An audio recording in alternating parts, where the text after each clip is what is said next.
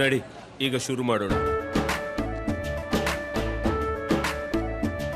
ಕೇಸರಿಯಿಂದ ಮನೋಲ್ಲಾಸ ಮನಸ್ಸು ಮತ್ತೇರಿ ಕುಣಿದಾಡಿದೆ ನೋಡು, ಮನಸ್ಸು ಮತ್ತೇರಿ ಕುಣಿದಾಡಿದೆ ನೋಡು.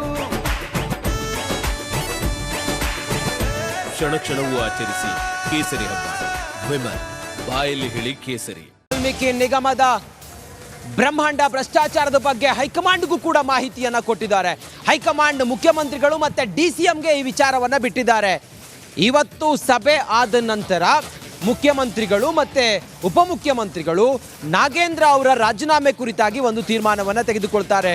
ಬಹುತೇಕ ಇವತ್ತೇ ನಾಗೇಂದ್ರ ಅವರು ರಾಜೀನಾಮೆ ಕೊಡೋದು ಖಚಿತ.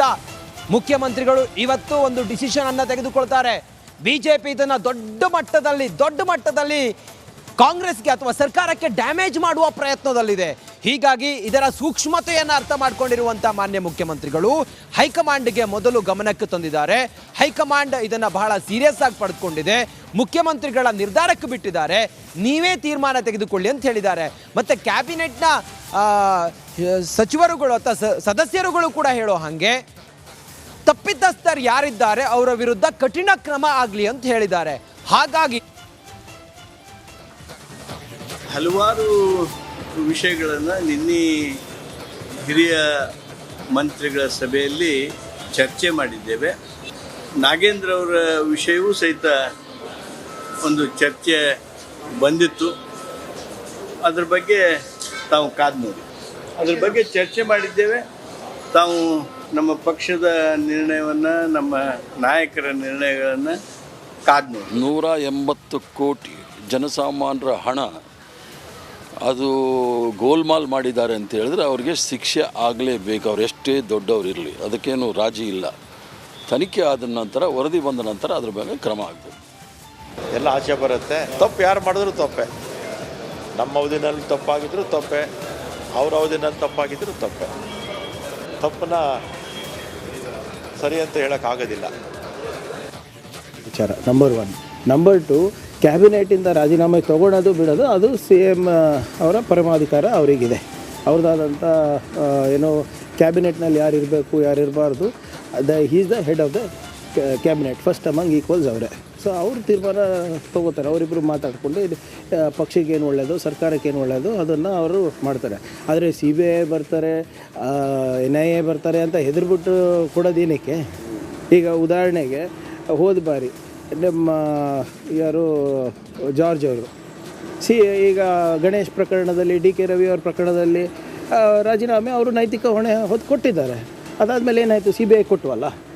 CBIಯಿಂದ ಏನಾಯಿತು?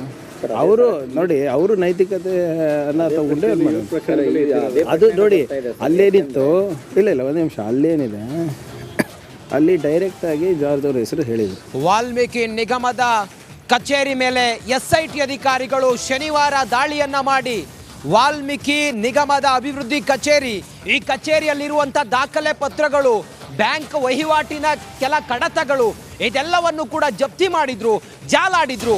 ಈಗ ಸ್ಥಳ ಮಹಜರಿಗೆ ವಸಂತನಗರದಲ್ಲಿರುವಂಥ ವಾಲ್ಮೀಕಿ ನಿಗಮದ ಕಚೇರಿಗೆ SIT ಅಧಿಕಾರಿಗಳು ಹೋಗಿದ್ದಾರೆ. ಸ್ಥಳ ಮಹಜರನ್ನು ಕೂಡ ನಡೆಸಿದ್ದಾರೆ. ಇದರಲ್ಲಿ ಬಹಳ ಪ್ರಮುಖವಾಗಿ ಕೆಲ ಅವ್ಯವಹಾರ ಆಗಿರುವಂಥ ದಾಖಲೆಗಳು ಸಿಕ್ಕಿದೆ. ಬ್ಯಾಂಕ್ ಸ್ಟೇಟ್ಮೆಂಟ್ ಅನ್ನು ಕೂಡ SIT ಅಧಿಕಾರಿಗಳು ಸೀಸ್ ಮಾಡಿದ್ದಾರೆ ಅನ್ನೋದ್ರ ಬಗ್ಗೆ ಮಾಹಿತಿ ಲಭ್ಯ ಆಗ್ತಾ ಇದೆ. ಈ ಪ್ರಕರಣದಲ್ಲಿ ಕೇವಲ ಯಾರ ಮೇಲೆ ಆರೋಪ ಇದೆ ಅವ್ರು ಮಾತ್ರ ಅಲ್ಲ, ಇದರಲ್ಲಿ ಕೆಲ ಬ್ಯಾಂಕ್ ಸಿಬ್ಬಂದಿ ಕೂಡ ಭಾಗಿಯಾಗಿದ್ದಾರೆ ಅನ್ನೋದ್ರ ಬಗ್ಗೆ ಮಾಹಿತಿ ಇದೆ. ಸುಮಾರು 16 ಕೋಟಿ 85 ಕೋಟಿಯ ವ್ಯವಹಾರ ಆಗಿದೆ.